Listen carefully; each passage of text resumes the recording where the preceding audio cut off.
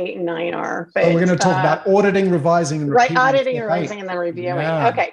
So the first thing is, as you're doing your contracts, right? When you sign the contracts, you should review them to make sure that to identify where you're moving off your templates. So if you generally say, I'm going to carry $3,000 worth of professional liability insurance, and a buyer requires you to carry 5, and you agree to that. Okay, that is a variation that you should track. Right. So how often are we moving off our standard terms? Because that's really giving you institutional knowledge about how your agreements, or how and whether your agreements are market driven, right? And the market changes. So what you can be doing is tracking these movements off your standard terms and identifying trends in the marketplace as they relate specifically to your product. So that's review, and then an audit is the same thing, right? And do it, and then decide, we're moving off this standard provision almost 90% of the time.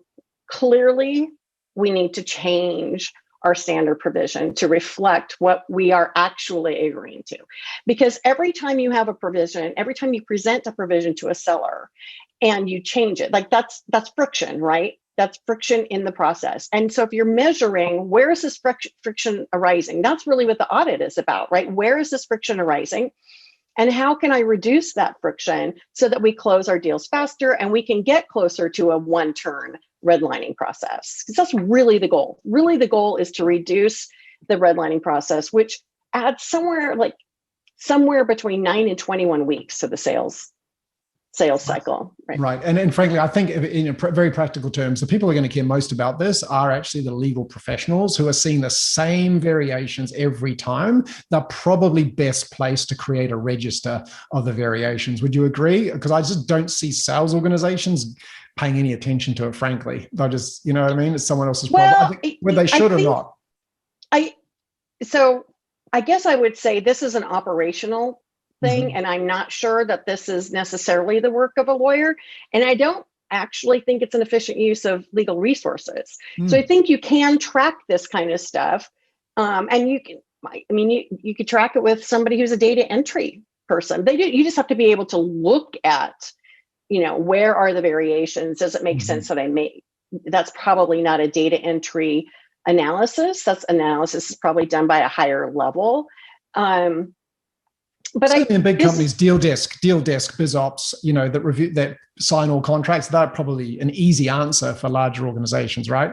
Probably. It's for the very, very small startups where it'll be interesting to see who's going to put their hand up for that. But makes total sense. And I think related to that is step 9 about looking at unique obligations. Yes. And the example you gave me was, and I like this a lot, where notifications or notices to a specific email address when certain event that really exposes to. So, how should folks think about this? What should they avoid or look for?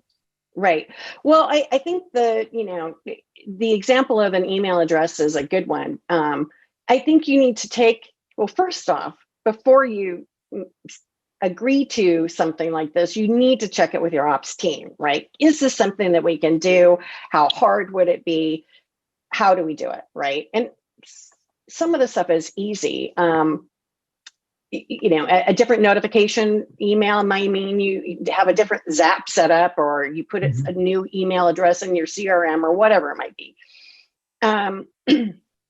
But really, after you close the agreement, so first check with your ops team to make sure that they can implement the changes that are being asked. And then secondly, after the agreement is signed, make sure that the changes are implemented, right? So if you have operational requirements that come out of the agreement, that you implement those changes so that you're not automatically in breach. Yeah, makes total sense to me. It's interesting. One of the ones that used to come up for me a lot was notification of downtime, which was always a controversial one, right? It's like, right. So if the system goes down for more than X period, you must tell the buyer that this has happened. And of course, there's usually associated penalties. And our counter argument, which always used to make me smile, was, well, look, if you didn't notice, it didn't matter. Right. So why should we have to tell you? Yeah. But anyway, that's a debate and discussion for another time. But Karin, this has been very high on tactics per minute, is how I like to measure these sorts of shows. And I'm sure that some folks listening will want to get some support on their journey, which is what 22 does, your organization. Right. So how will someone know whether you can help them on the way, and how should they get in touch? Of course, we'll have your contact details and show notes wherever people are viewing or listening to this. Okay. So the first thing I want to make really clear is that 22 is not a law firm. We are a business organization. We consult on the redlining operations.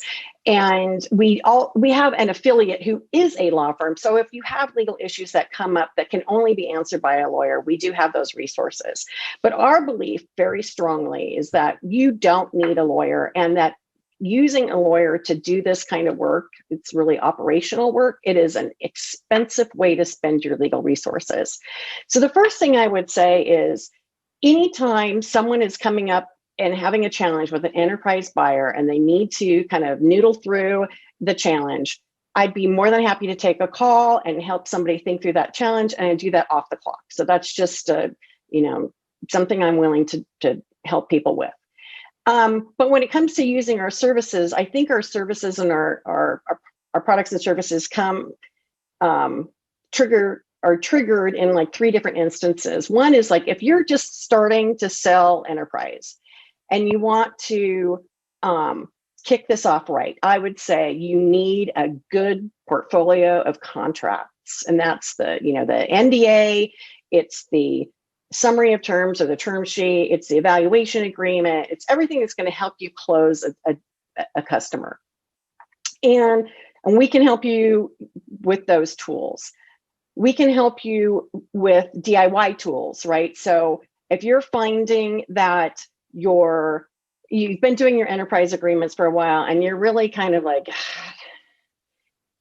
here we go, the redlining process, and you want to figure out how to make that shorter, we can come in and we can analyze where the friction is, help you figure out how to reduce the friction. Again, give you market-driven documents based on your own history.